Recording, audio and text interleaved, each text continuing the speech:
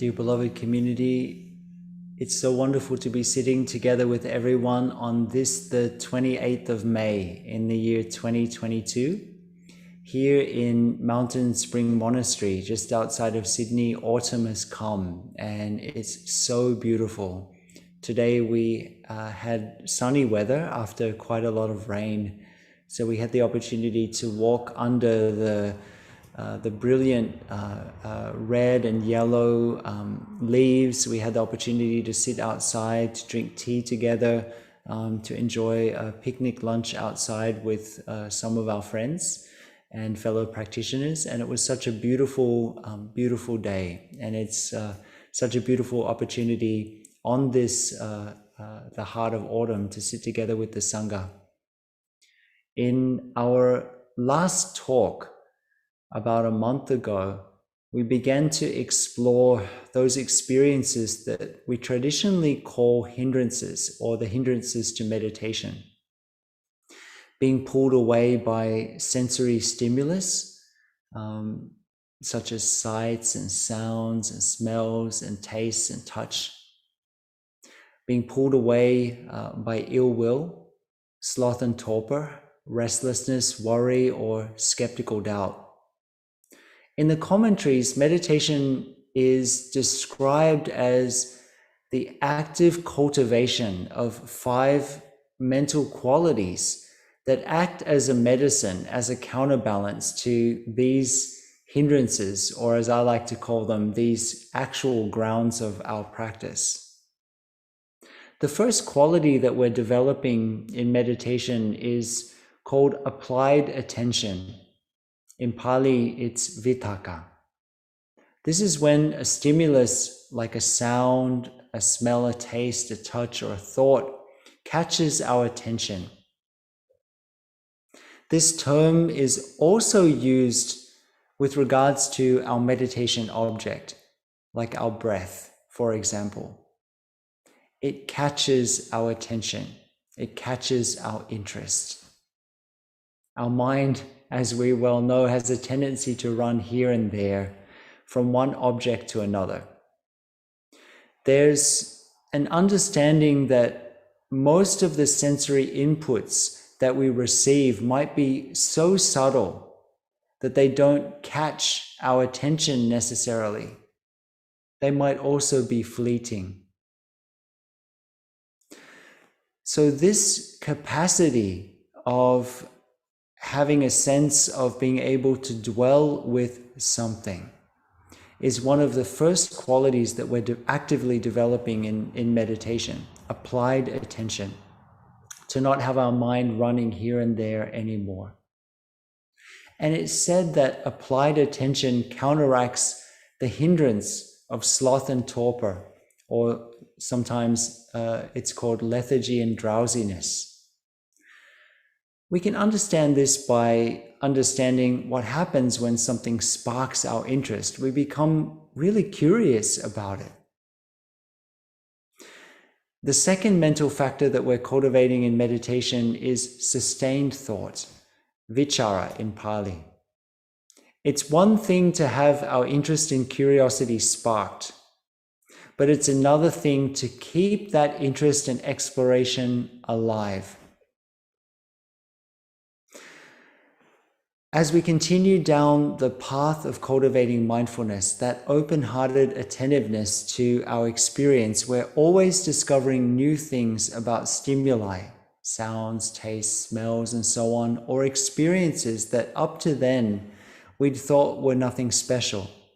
Our step, our breath, and so on. And this mental factor is a very good medicine for doubt and confusion. The third mental factor that we're cultivating is joy. In Pali, that is the word that's used is piti. And joy counteracts ill will. Joy is considered to be the medicine for ill will. It's hard to feel ill will towards yourself, towards others, or an experience when we're filled with joy. And the fourth factor that we're cultivating in meditation of the 5 factors is happiness, sukha, which is said to counteract restlessness and worry.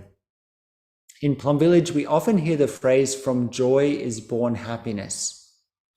Joy still has a sense of excitement, and happiness is seen to be a deepening. There's a sense of calm that comes along with happiness in Buddhist meditation. In one commentary, the difference is described in the following way. Joy is the anticipation of getting something that we want or we think we need. And happiness is what occurs when we've already obtained that thing, or we're already experiencing that thing. Perhaps an analogy that I think many of us will relate to is imagining that we've drunk a lot of water and we really need to visit a bathroom. I think we've all had that experience. We know how it feels. And we're looking everywhere for a bathroom and we're not seeing one. I know some of our friends are joining us from Paris, and I remember many years ago now, I was in Paris and I had drunk a lot of water that day, and I really needed to visit a bathroom, or as we like to call it in the monastic realm, we like to call them the room of great happiness. So I was really looking for a happy room and I was unable to find one. And I was looking everywhere. And I will never forget the joy that I felt when I saw the sign for a restroom. And then the other aspect of the analogy, if we consider joy to be that experience, when we see the sign for the restroom, happiness is what occurs after we've practiced letting go, after we've done what we needed to do when we visited the restroom. The mental formation of joy, piti, is not associated with any particular object, and we can't attain this by grasping. It arises naturally. Joy is, or piti, is often translated into English as rapture, and it's distinguished from the longer lasting meditative happiness, or sukha in Pali, which is a more subtle feeling that arises alongside this feeling of joy, which is the reason that I'm sharing about them together, because they often co-arise. They inhabit the same vicinity. If they're not in the same house, they inhabit the same street. If we understand dukkha to be this sense of unsatisfactoriness, then sukha is the experience of feeling fulfilled, of not running anymore, of arriving at our destination. And the fifth mental factor that's actively cultivated during meditation is one-pointedness or centeredness. In Pali, this is ekagata, not being pulled this way or that way anymore. And this is a counterbalance to our tendency to being pulled this way and that by the shades of feeling that arise when a stimulus occurs. We call this sense desires. When a sound occurs, if we find it pleasant, we kind of chase after that sound, or the same thing for a touch or a smell, or if we have a shade of feeling that we consider to be unpleasant arises with regard to a touch or a sound, a taste, and so on, then we tend to want to push it away. But pushing it away is also a desire. Many of you might remember that in a previous talk, we discussed and considered and reflected on the three aspects of desire, or the three threads, because desire is seen to be like a rope with three threads. Actually, come to think of it, even though I did give a talk on this, it's not so sure that everyone remembers it. Recently, I had a very humbling experience. I'd been giving a series of talks here in Mountain Spring, and in a recent talk, I asked how many friends could remember the topic of the previous talk that I gave. There were a couple of random guesses, but neither of them were correct.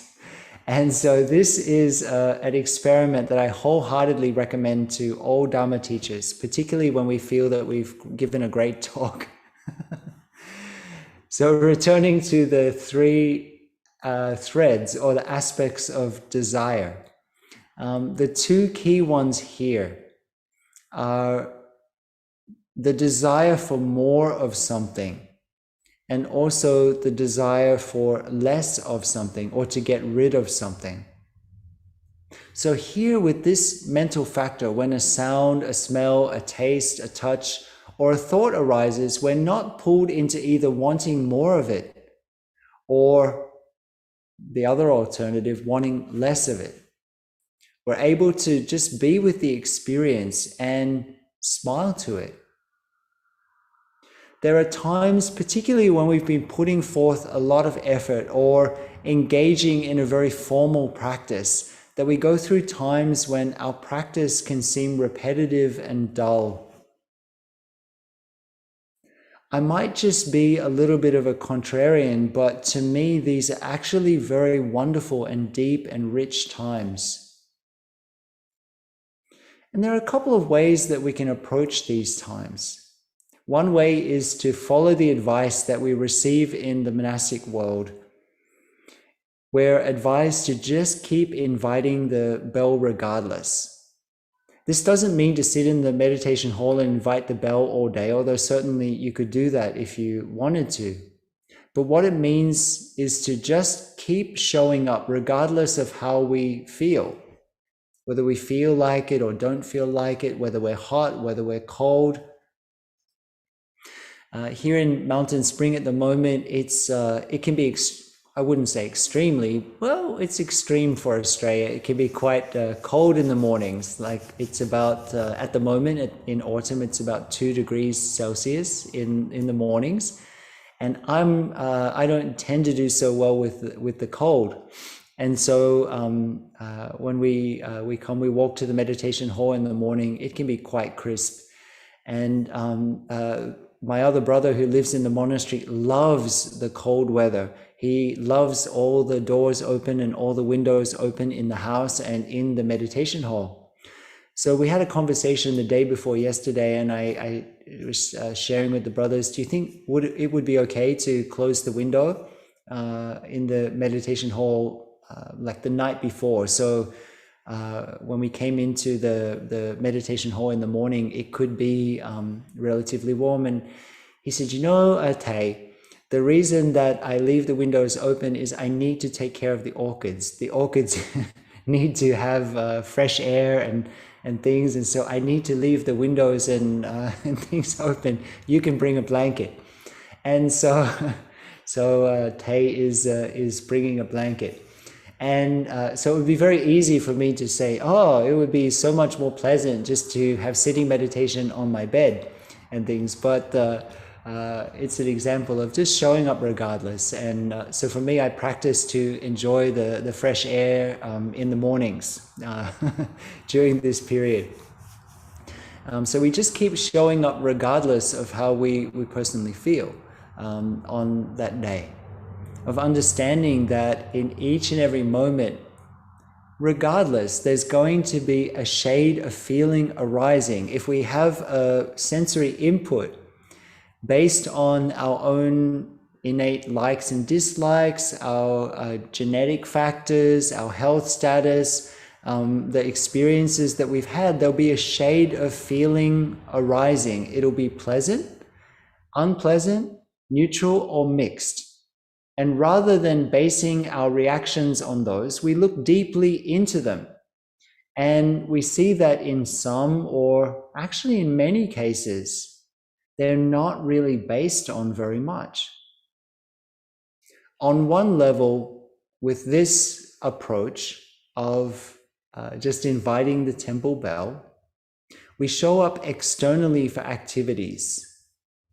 But on a deeper level, we show up internally for each moment. The other approach is to engage with practice just for its own sake, rather than trying to achieve something.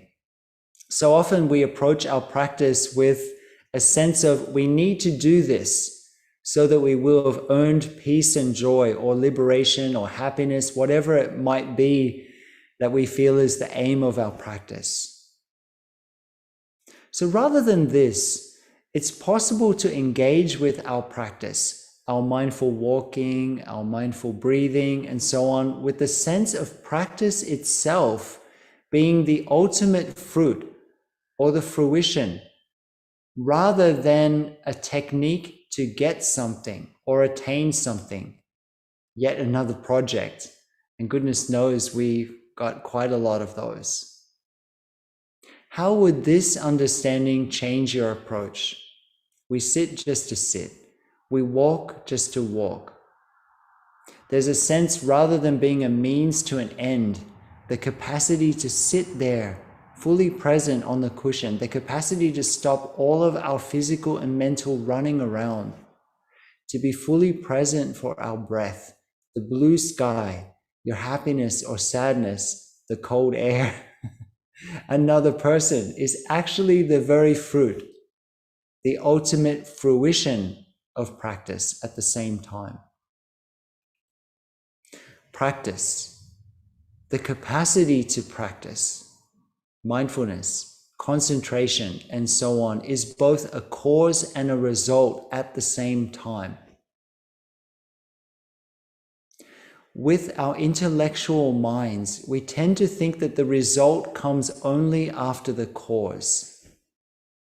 Here, both cause and effect are wonderfully one.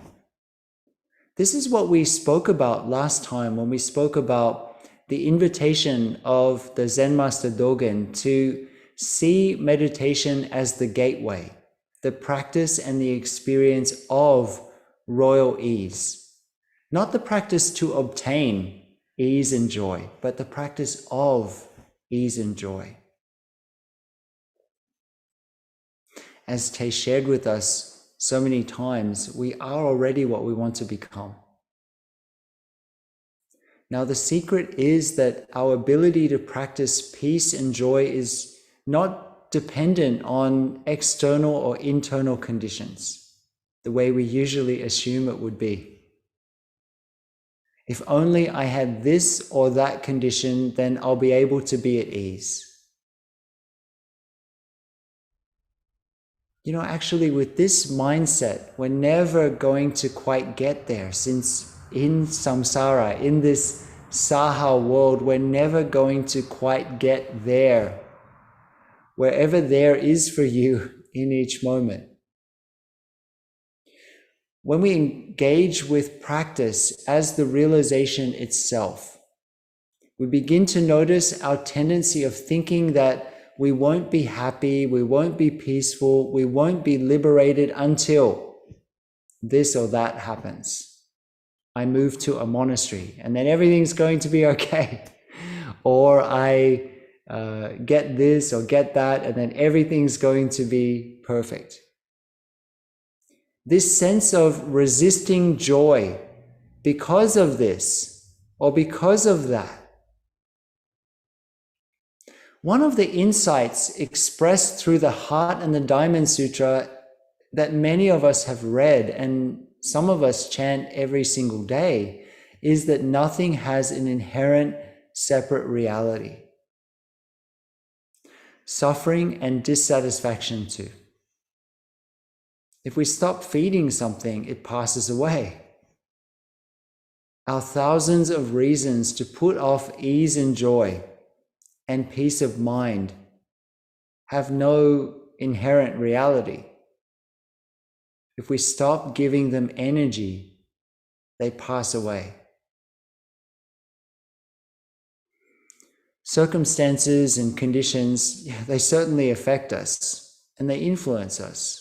We're humans after all, believe it or not. But this insight is the basis for being able to take another step when we feel we can't walk anymore. Of being able to cultivate a heart that's big enough to not be somebody who holds joy at the expense of pain, suppressing suffering, or only holding pain and excluding joy, but to be able to hold both at the same time and to not see them as pairs of opposites, but to see that in a way they contain each other. A while back, somebody was from the local area was visiting Mountain Spring, and in the course of our conversation, this person said, Buddhism's all about suffering, right? When I shared with them that Buddhism is about suffering, but actually it's about understanding how we create suffering, but that its real foundation is on happiness, well-being, and ease, that person was surprised. Even though there are images of a smiling and peaceful Buddha everywhere, the practices and teachings of Buddhism have got a reputation for being sort of heavy, a bit of a downer, more somber than joyful. Our practice can become quite serious, and so can we. Lack of happiness, joy, spontaneity, and ease is not a sign of spiritual progress. Seriousness often comes out of an overblown sense of our own importance. In fact, as we continue to practice, the ancient commentaries remind us again and again that ease, joy, and happiness, these qualities saturate us, and the image that they give is that they saturate us just like water will saturate a clay ball.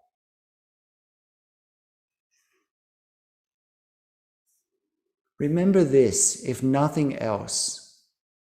Joy is one of the 7 factors of awakening, one of the 7 aspects of awakening. It's not a byproduct. Joy nurtures a spaciousness in our heart and our mind that allows us to hold the suffering we experience inside us and around us without becoming too overwhelmed or despairing.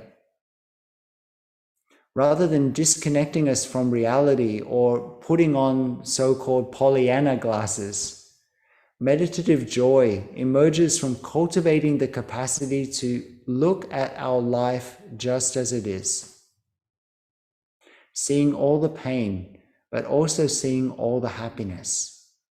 And as we continue down this path, since we're not engaged so much with our desperate attempts to control absolutely everything, the fruit of the practice manifests as lightening up.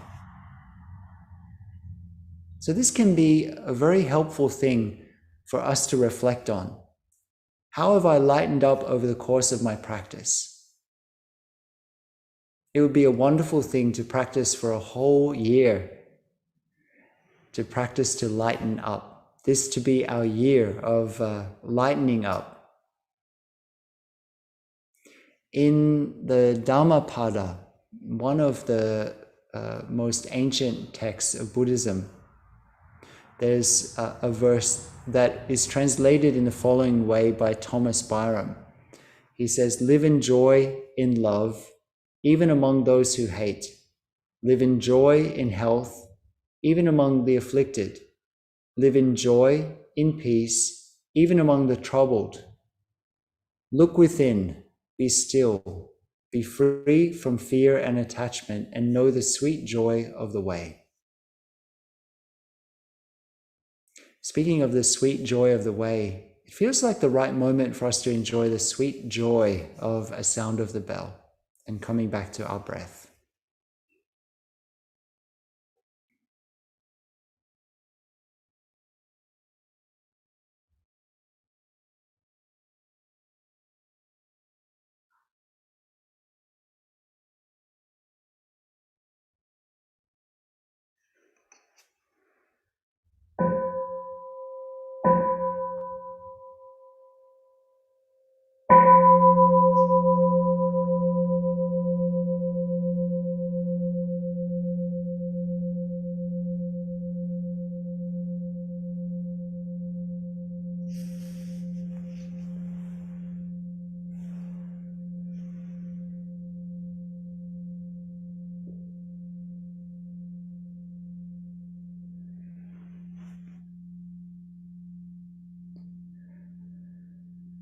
So we continue with our exploration of the realizations, and it's not that I wasn't talking about the fifth realization so far, but let's consider in some depth a couple of the aspects of the fifth realization, which reads, the fifth realization is the awareness that ignorance is the cause of the endless round of birth and death.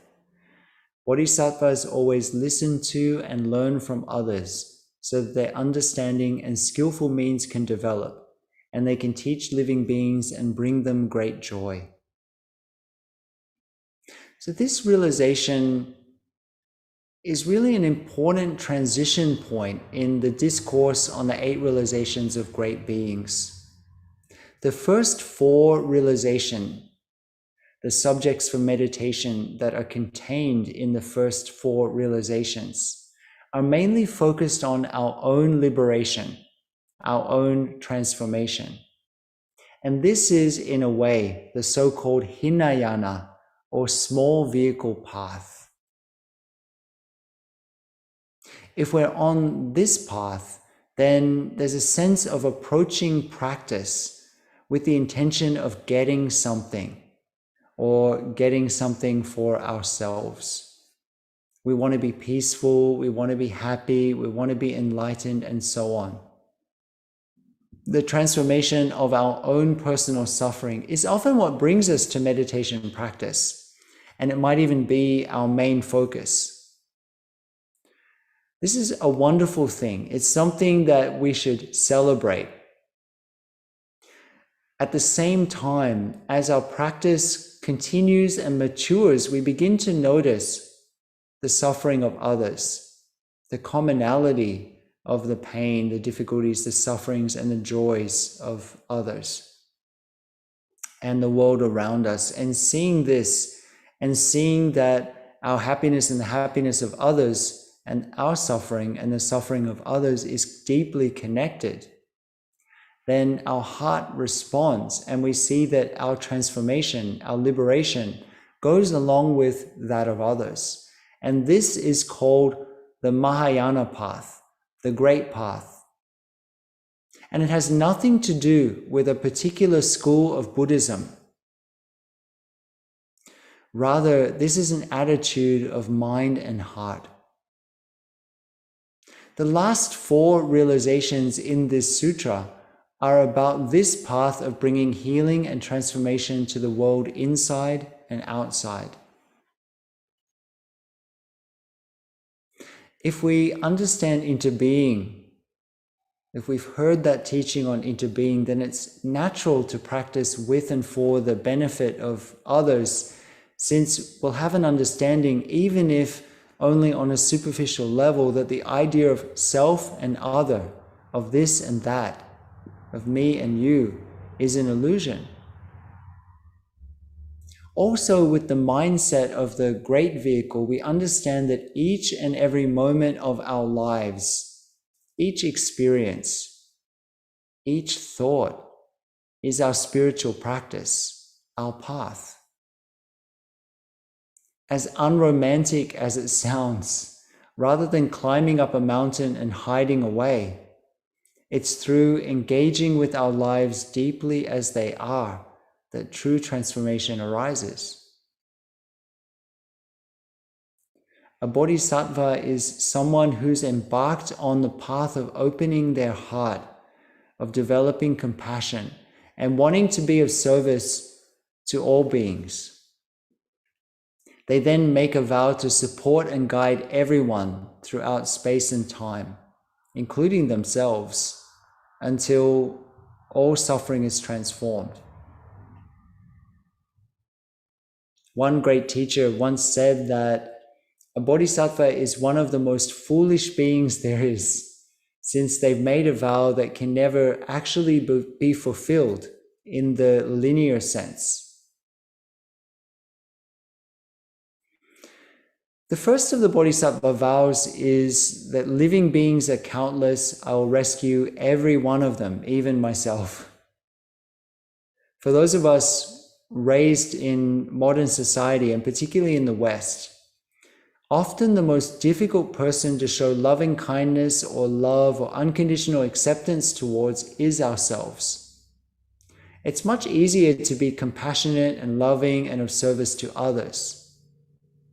But how many of us are completely burned out? How many of us are so angry that we can't even get through the day? One of the most important questions to reflect on is how we can take care of others and take care of ourselves at the same time. This is a life's work right there. In this seemingly simple vow, there's the recognition that living beings can never fully be counted, and yet somehow we vow to be of service to every last one. How on earth is that possible outside of a deep understanding of interbeing? Second of the Bodhisattva vows is afflictions are limitless, and even so, I will transform all of them. This recognition that pain and suffering are limitless, but even so, or perhaps because of that, they'll transform it. There are days or weeks, or sometimes longer, when our suffering can seem limitless. It can seem like a raging torrent that will never come to an end. A bodhisattva can be foolish, but in that foolishness is also a sense of wisdom. I will transform all my suffering, even though it's endless. You know what? The bodhisattva practices to see the suffering and to choose not to run away. To not run physically, to not run mentally, and to not run spiritually away from it. They stay right with it because they understand, as I hope personally that all of my friends do as well, that suffering is actually the pathway of wisdom. This goes against our tendency of running away from suffering towards some imagined idea of happiness. If we make this vow, which is not something that we do lightly, but if we make this vow, then there's an understanding that our own suffering is the wisdom. The understanding of our own suffering is the wisdom that we're meant to bring to the world. The third of the 4 vows is that Dharma doors are infinite, and even so, I'll enter them all. I remember when I first began to practice and I was so enthusiastic. It's not that I'm unenthusiastic now, but I was particularly enthusiastic when I was very, very young, and I heard this vow at the time I was practicing in the Chinese tradition, and in that tradition, these bodhisattva vows are recited very often. And I remember hearing this vow, and right after hearing it, I said, right, I'm going to do it. And then very soon after that, after this moment of saying, I'm going to make this vow, I'm going to enter all the Dharma doors, I'm going to master all the practices. At that time we had a Chan retreat. It's a Zen retreat. So we were practicing Chan meditation in the monastery, and I realized very quickly how difficult it was even to follow an in-breath and an out-breath. So that was quite humbling. How on earth was I going to master the other 83,999 Dharma doors if I couldn't follow an in-breath and an out-breath fully? I had the idea that more was somehow better. The idea that if I read this commentary or that sutra or go to one more retreat, like many of us, that I'll finally get there. So in fact, with this kind of mindset, there's a strong possibility that we will have gained a whole lot more theoretical knowledge ideas about the Dharma, about the practice, about transformation, and so on. And yet we might really still be in the dark about where to begin or what to apply. So even if all of the pieces haven't fallen into place yet, please just begin with something simple and ordinary. Might not seem very special. We don't need a lot of theory to be able to bring our attention to our in-breath and an out-breath, to our mindful step. You already know how to do it. So we just need to do it, following in-breath and out-breath. In Buddhism, there's a teaching that one of the qualities of a practice that's applied correctly is that it will naturally lead into all the other practices. So we shouldn't think that more is necessarily better, or look down on the people who say something like, oh, I can only just practice walking meditation, I can't do sitting meditation, and so on. Because if they're able to be fully present for a step 100%, then that contains everything. It will lead into all the other things. Tay's teaching, the Buddha's teaching, is to begin with a mindful step, to begin with a mindful breath. That mindful step, that mindful breath, that deep practice of stopping with the sound of the bell, for example, is all we need. The most deeply transformative practices are not necessarily the most glamorous. In Plum Village, for example, every time we hear a sound of the bell, we stop, we mindfully breathe in and out. For some people, that might be their only practice. But we shouldn't look down on that if that's the only practice. That might be enough to change a life. That might be enough to change a heart in a moment when there's a lot of despair and the person might be thinking about ending everything. The capacity to stop, to come back to the breathing, to recognize what's happening in our mind, in our body, in our experience can be enough to transform everything. We don't need 100 or 83,999 other practices to be able to do that. We simply need one. We simply need one practice to be able to walk back into our own life.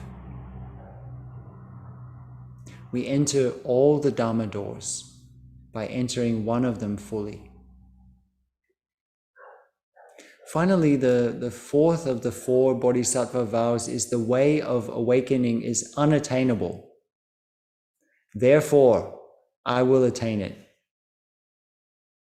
There are times when our spiritual practice can seem a little bit separate or a lot separate from our everyday lives, particularly if we have the idea about spirituality as transcendence. Here we are stuck in traffic on the freeway.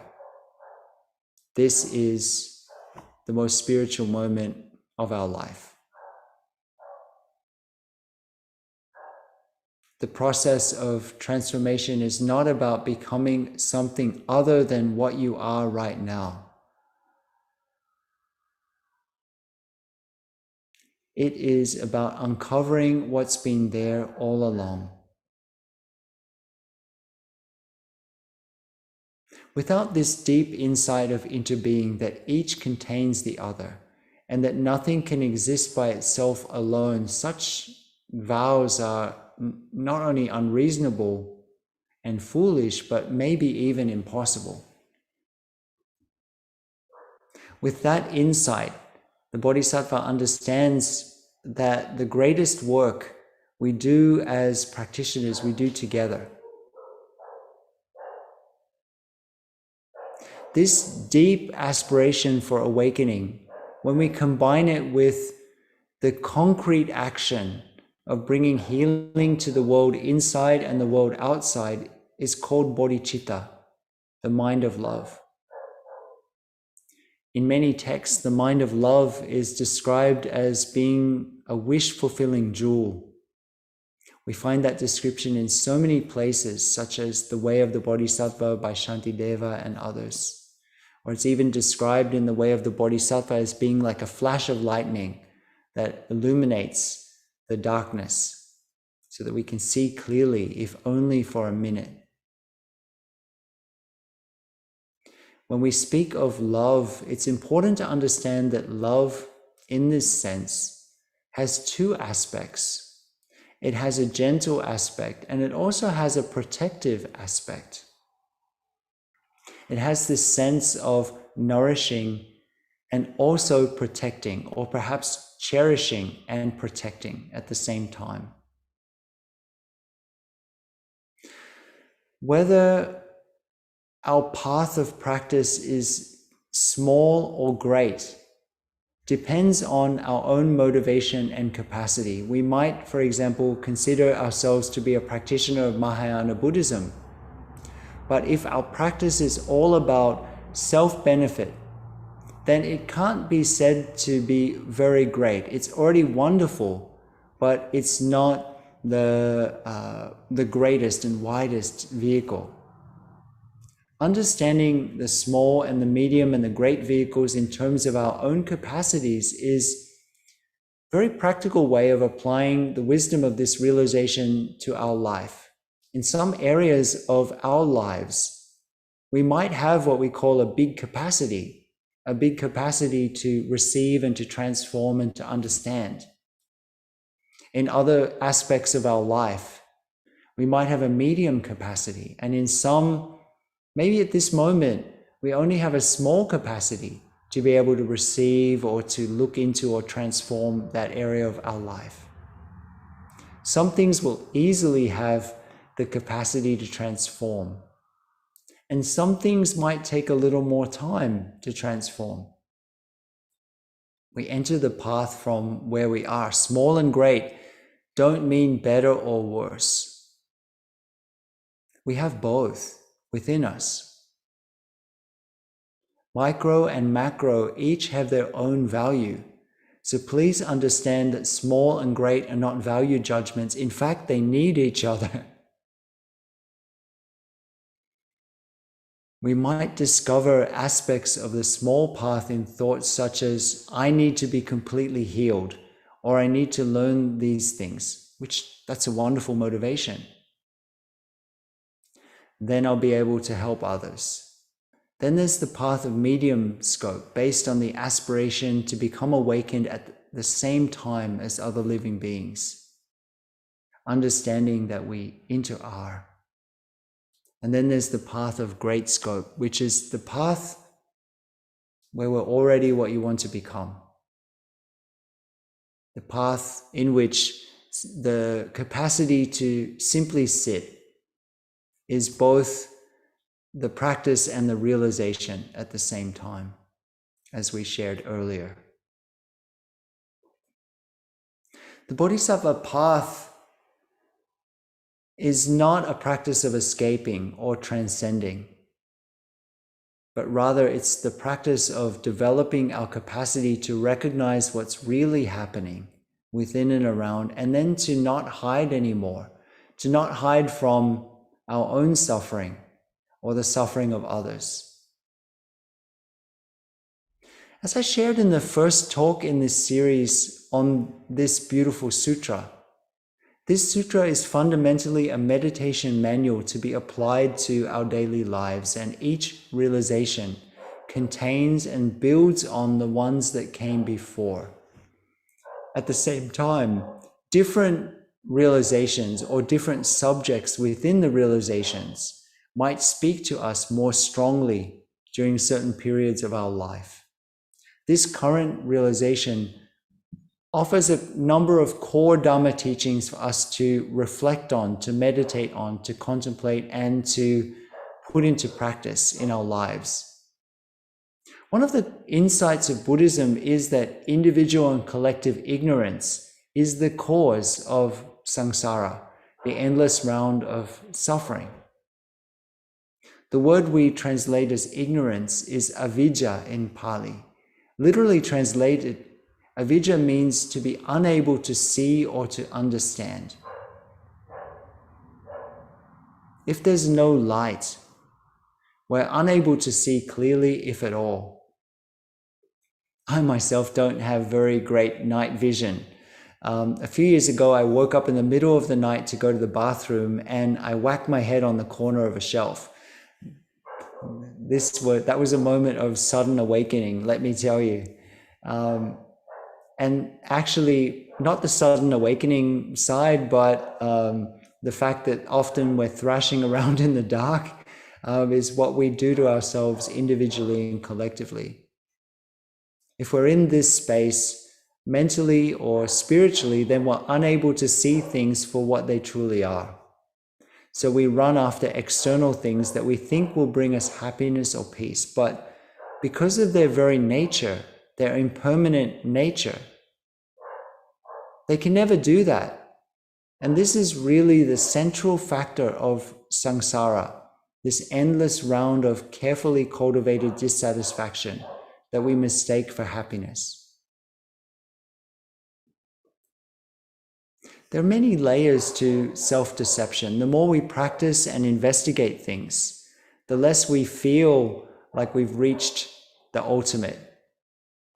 Instead, if we're lucky, we begin to notice that the things we consider to be insight aren't really. They're often just more in the realm of knowledge. They're the type of understanding that often comes from conventional designation. So we keep an eye on and we contemplate the things, the views, the labels, the positions that we latch onto and we call insight. Sometimes they can be very subtle. Sometimes they fool us right before our eyes. In those moments, because we don't know that we've got ourselves fooled, and instead we think we're the people who know. We can talk eloquently on this or that topic, but many times the knowledge that we share is simply coming from somebody else's insight, or it's what we call the memory of labels in conventional designation. Discernment, which is one of the essential qualities to me that a practitioner needs to possess, seeing to the heart of things, particularly our strategies of justifying our avoidance. And this is an essential quality. If we're not careful, we can actually think that labels are discernment, or thought formations are discernment, or the awareness of sensory consciousness is discernment. And so we get these things all mixed up. And so we get a little entranced in those moments by the bits of knowledge that slip in from somebody else. And we begin to claim that knowledge as our own insight. In other words, we try to manufacture an experience in our practice. This is, in fact, one of the central teachings of the Atthagavagga, the Book of Eights, that we studied over the course of last year and into this year. When something arises in our consciousness or in our experience, a position, a view in our mind, we recognize it for what it is and we don't follow it all over the place. We stop, we smile, don't forget to smile, don't forget to have a sense of humor about it, and we do the last thing that we usually do in those moments, and we turn inwards instead.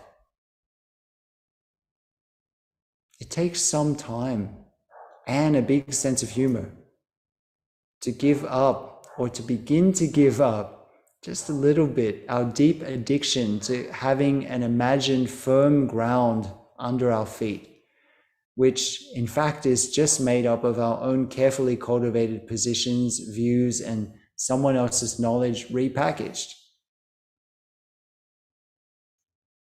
Some of us might not be ready for that. It's pretty confronting. But reflecting lightly in this way with a sense of humor over time helps us come to an understanding of this thing that we call ourselves, to begin to see the workings of cause and effect within ourselves. And a kind of skillfulness begins to manifest. This is what helps our mindfulness and our discernment to become more and more skillful. If we look at the Buddha's teachings, we'll soon discover that whatever insight the Buddha had, he was never willing to just stop there. He always said there's more. And as for us, let's face it, we're always ready to brag. We work at developing this or that for a while, and then we think we already know all about it, and we don't have to develop it any further. So the heart of this realization is that if we consider ourselves practitioners, or perhaps we consider ourselves even to be practitioners on the Bodhisattva path, Bodhisattvas, if we really wish to be of service, then it manifests as being willing to listen and learn from others, since there's always more to understand and discover. I've often shared that I feel that the heart of meditation is learning to open a listening space. A listening space to what's happening within ourselves and the world around. We all nod our heads and think, that's beautiful, but it really means to be unconditionally present, to observe our defensiveness, our knee-jerk reactions, as well as to explore their roots. As it says in this realization, bodhisattvas always, not sometimes, not when they feel like it, not when they're having a good day, not when they have time, not when they think that they don't know, but always listen to and learn from others. This is also an invitation to be willing to let go of what we think we know, even the deepest insights that we may have had, and to be willing to start all over again. This can be challenging for us, for some of us, for a number of reasons. One is we tend to identify ourselves with the insights or realizations that we might have had. We build a little bit of a self-identity around them. And then also this sense of letting go of the insights we might have had and starting over again can be challenging, really challenging and confronting, since we also have this linear sense of our practice and also a linear sense of the progress of realization. Okay, realization 1 done, or the first step of the Noble Eightfold Path done. Time to move on to realization 2, or the second step of the Noble Eightfold Path, and so on. To me, at this point, and this may change as I continue down my own path, but it doesn't seem to me that the spiritual life works like that. It seems to me that the path is much more of a spiral journey, and we keep returning over and over again to the same points, experiencing them in different ways, to the lessons we need to learn. Our teacher Tay asked us to ask ourselves in each and every moment, am I sure? Am I sure that I really understand this situation, this person, my breath, my step, clearly or deeply enough? And if we're sure, check again. And as practitioners, the thing that will be most helpful for us is the willingness to question each of our views, our position, our ideas. The beginning and the end of insight is the understanding that we'll always have more to learn and discover. As it says in the 14 trainings of the Order of Interbeing, we're aware that the knowledge we presently possess is not changeless, absolute truth. We will observe life within and around, ready to learn throughout our lives. Learning here is not book learning. That's somebody else's knowledge, somebody else's insight. And at most, it can only ever be a finger pointing towards the way. In the commentary to this sutra, the Sutra of the 8 Realizations of Great Beings, it's said that narrow-mindedness is one of the most difficult routes to transform in ourselves. And this attitude of narrow-mindedness can manifest in many ways.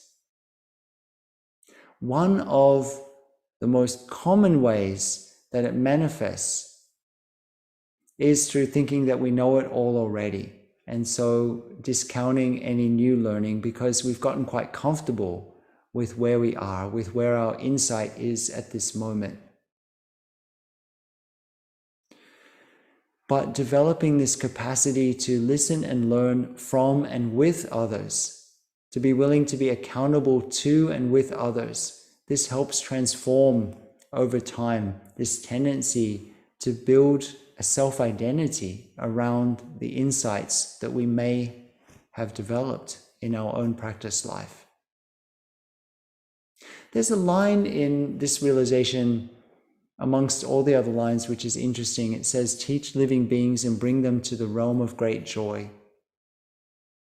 So along with cultivating skillful means, or upaya in Sanskrit, which is one aspect of the practice, the concrete practice of somebody on the great vehicle, to learn to become more skillful with the way that we approach our practice, the way that we approach each moment, the way that we relate to others, is also this invitation to be willing to teach, to share what we've discovered for the benefit of others.